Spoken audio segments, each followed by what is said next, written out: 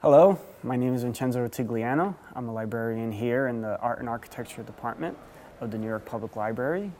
I teach a class here in the building. It's called Investigating New York City Architecture, and it discusses how to research a building in New York City.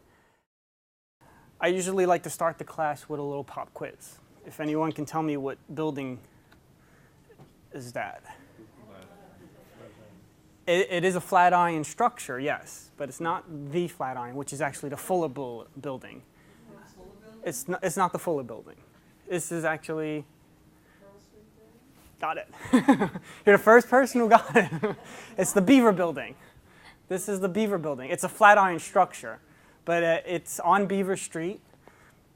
And it's also because on the facade it has beavers in the front of the facade, so that's where it got the name of Beaver Building. Well, I usually show this building because this is the building I researched. So throughout the whole presentation, this is the building that I went to look for information about.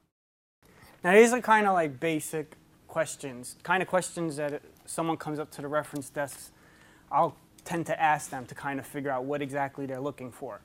One of the key resources we have in the art department is our artist files. We call it artist files, but there are architects in there. There are architectural firms, there's sculptors, architectural historians, art historians. They're all lumped in there and they're called the artist files.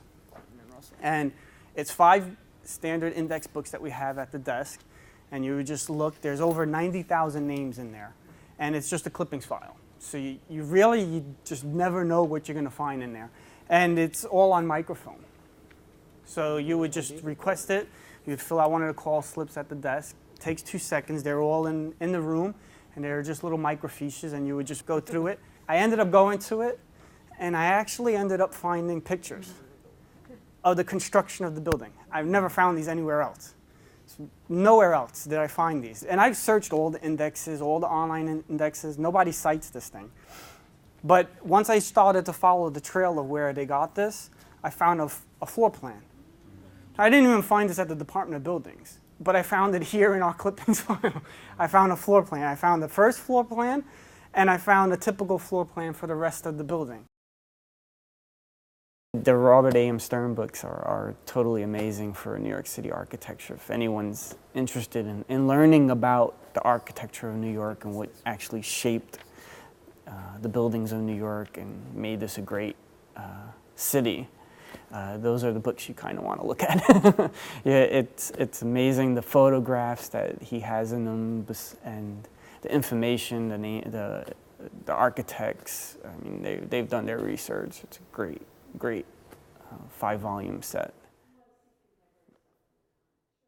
Once I had this information, I came back. I was so excited. I started looking for more information about the Beaver Building with these names, and I ended up finding an article about the building when it was being constructed.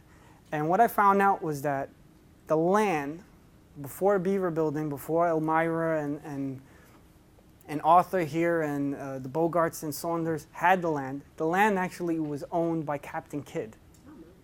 So when you think of pirates, you think of the lifestyle, it's based on Captain Kidd. And supposedly when they were digging for the foundation for the Beaver Building, they were checking for treasure. So they were hoping they were going to find something because once they put the foundation down there, it's gone forever. So they were digging and they were making sure they were going to find treasure. So I never knew that until I found these names. I started piecing it all together, and who knew Captain Kidd actually lived there?